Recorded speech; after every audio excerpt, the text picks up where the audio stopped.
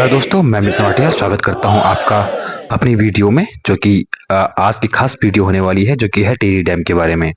Tehri dam ये आप यहाँ पर देख पा रहे हैं, ये है टिहरी डैम का गैराज, जहाँ पर बड़ी-बड़ी क्रेनें, स्कूल बस, साथ में ऑफिस की कारें यहाँ पर अवेलेबल हैं। बहुत बड़ा गैराज है ये।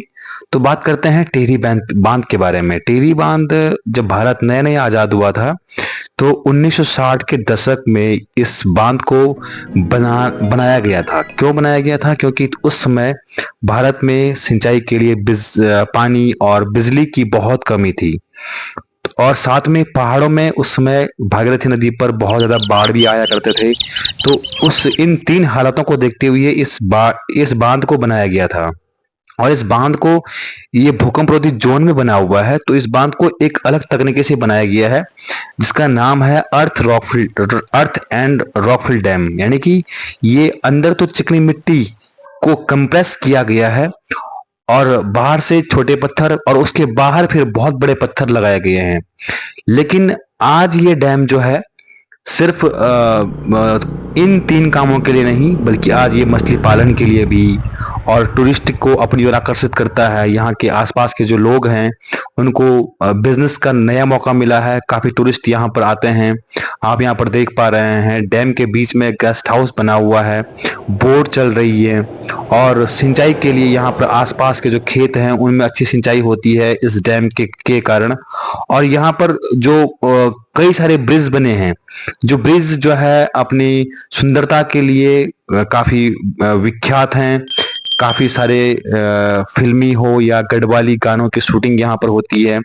ये आप यहाँ पर देख पा रहे हैं, डोबरा चांटी का पुल है, जो कि रात की लाइट में बहुत ज़्यादा चमकता है। यहाँ पर बहुत ज़्यादा शूटिंग, अक्सर हमने ये पुल शूटिंग में देखा है।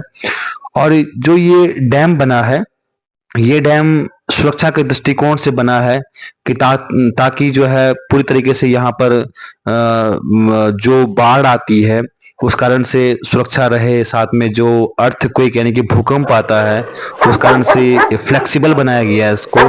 260 मीटर ऊंचा है ये बांध, और लगभग 2400 मेगावाट बिजली उत्पन्न करता है। और साथ में जो है ये 3 पार्ट में बना है। कोटेश्वर बांध भी इसमें है। ये आप देख पा रहे हैं यहाँ पे, जैसे कि एक पहाड़ की तरह इस बांध को बनाया गया है, पहाड़ की तरह मजबूत बनाया गया है। जैसे पहाड़ पर रोड ऊपर नीचे होती है, वैसे इस पर जो ये रोड बनी हुई है, ये इसके टरबाइन तक, जहाँ टरबाइन लगी हुई है, ये वहां तक जा रही है। लेकिन इस बांध के बनने के जितने फायदे हैं, उतने नुकसान भी हुए तात्कालिक टाइम में। 40 साल लगे इसको बनने में। 2006 में जाकर के इस बांध का काम पूरा हुआ। और इस बारे में जो है, उस समय के लोगों को काफी विस्थापन करना पड़ा। कई लोगों के गांव डूब गए, घर डूब गए।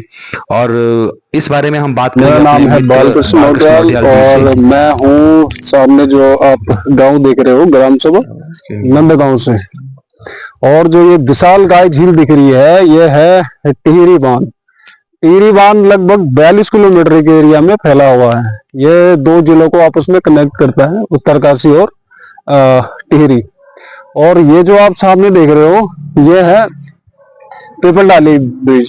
पीपल डाली ब्रिज पहले तो नहीं था, और जब ये प्रारंभ हुआ झील का, तो उस टाइम पे ये ब्रिज बना। ये बेसिकली धार मंडल की जो पट्टी है, और भी गांव हैं, 15 से 20 गांव, यानी कि 15 से 20 हजार की जो आबादी को जोड़ने का कहीं ना कहीं काम करता है। और उसमें ठीक सामने पे तो ये खांड गांव, ये पूरा इसकी जल समाधि ले लिए। अब मई जून में लगभग इस पे जो खंडर बचे हुए उनके मकान, वो दिखाई देंगे मई जून में। और इसका जो पानी का एरिया है, वो लगभग 835 तक इसमें जल भराव होता है। और अच्छा, मेरा आपसे एक सवाल है, यहाँ के लोग कहाँ शिफ्ट हुए जो जब यहाँ से टिहरी में ये बांध बना? टिहरी में यहाँ से जो लोग गवर्नमेंट ने विस्थापित किए, वो तो कुछ ये पशु लोग में किए ऋषिकेश में, जैसे आपको पता होगा, पशु लोग। और कुछ किए पथरी में, ये हरिद्वार के आसपास। और कुछ को शिफ्ट किया लगभग देहरादून के आसपास के क्षेत्र में। तो ज्यादा यहाँ लगभग पथरी में है विस्थापित कर रखे गवर्नमेंट ने। और जितने भी यहाँ विस्थापित लोग हैं अभी, जैसे खांड को लगाया जाए तो लगभग पूर्ण विस्थापित है। अब जैसे ये गांव सामने है, नंदगांव है, ये इनका विस्थापन किसी किसी का पूर्ण विस्थापन नहीं हो रहा है। मतलब लोगों की जो खेती बाड़ी है, वो तो जल समाधि ले ली गवर्नमेंट ने, लेकिन ये जो छूट रखे हैं, तो उनका मकान का पेमेंट नहीं है। तो जैसे पहाड़ों की भौगोलिक स्थिति है, लोग अपनी खेती बाड़ी पे दिनचर्या करते, तो खेती बाड़ी तो डूब गई। अब यहाँ बचे हुए सिर्फ मकान ही मकान, 1 से 2 कमरों का मकान बचा हुआ है, उनका अभी तक गवर्नमेंट ने पेमेंट नहीं किया हुआ है। तो यहाँ की समस्याएं भी रही है बहुत सारी। जैसे यहाँ हमारा बाजार था पूरा, था वो टिहरी था, टिहरी में हमारा आवागमन होता था और बेसिकली बहुत रोजगार था, लेकिन टिहरी तो पूरी जल समाधि ले चुका है। वहाँ कोई रोजगार, मतलब रोजगार की बहुत कमी है यहाँ। और बाकी तो आपको टीबी बांध बनने से फायदा हुआ या नुकसान हुआ है? हाँ, फायदा तो मैं बेसिकली कहूंगा, जो लगभग उनकी बात करूंगा जो विस्थापित है, उनका तो लगभग एक तरीके से फायदा ही हुआ है, चलो है ना। तो वो विस्थापित हो गए, उन्हें किसी जमीन मिल गई। तो लेकिन जो बेचारे यहाँ विस्थापन उनका नहीं हुआ, मार झेल रहे हैं जो विस्थापित हुए, जैसे कि तमाम गाँव है, छोलगांव है, बिरकोट है, आसपास के डाली इसके ऊपर है। तो उनका कहीं ना कहीं एक रोजगार का साधन बहुत बड़ा बाजार था टिहरी में, उनका देखा जाए तो वो सिर्फ प्रभावित हुए, उनका कोई फायदा नहीं हुआ है यहाँ से, है ना। क्या लगता है आपको कितने गांव प्रभावित हुए टीबी बांध बनने से? हाँ, अप्रोक्सीमेटली मेरे हिसाब से तो 20 से 30 गांव तो लगभग हुए होंगे, 20 से 30 गांव, है ना। और बस यही है यहाँ का मूलभूत, और कुछ सुंदर सा नजारा है।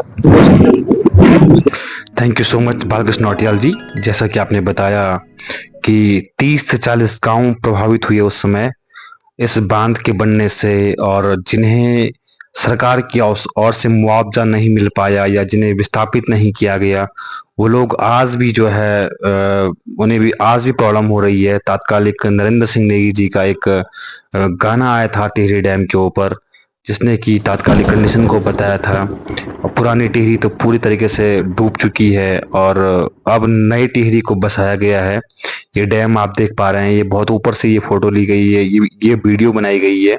यहाँ पर वीडियो बनाना अलाउ नहीं है, लेकिन ये रोड के ऊपर से बनाई गई है। और ये जो आप यहाँ पर देख पा रहे हैं, ये टिहरी डैम के यहाँ पर एक स्कूल भी है, कॉलेज भी है यहाँ पर, और साथ में काफ़ी सारे टूरिस्ट यहाँ पर आते हैं। टीएसडीसी का यहाँ पर इंजीनियरिंग कॉलेज भी है। समझ सकते हैं हम तात्कालिक कंडीशनों को, लेकिन जब विकास का दौर चलता है तो कुछ लोगों को फायदा और कुछ लोगों को नुकसान तो होता ही है। जो लोग वहां से विस्थापित हो गए, उन लोगों को तो फायदा हुआ है, और जो आज भी वहां पर हैं उन्हें कई तरीकों से जो है बिजनेस करने के नए नए मौके मिले हैं, नए नए चांस मिले हैं, और लोग आज कई तरीकों से यहाँ पर अपने बिजनेस को बढ़ावा दे रहे हैं जो लोग वहां पर हैं। तो मैं जो भी इस वीडियो को देख रहा है, मैं सभी से ये रिक्वेस्ट करूंगा कि एक बार आप आइए और टिहरी बांध को जरूर देखिए। इसकी जो खूबसूरती है, इसको देखने का प्रयास कीजिए। और ऐसे ही मिलेंगे आपको दूसरी वीडियो में, तब तक के लिए नमस्कार।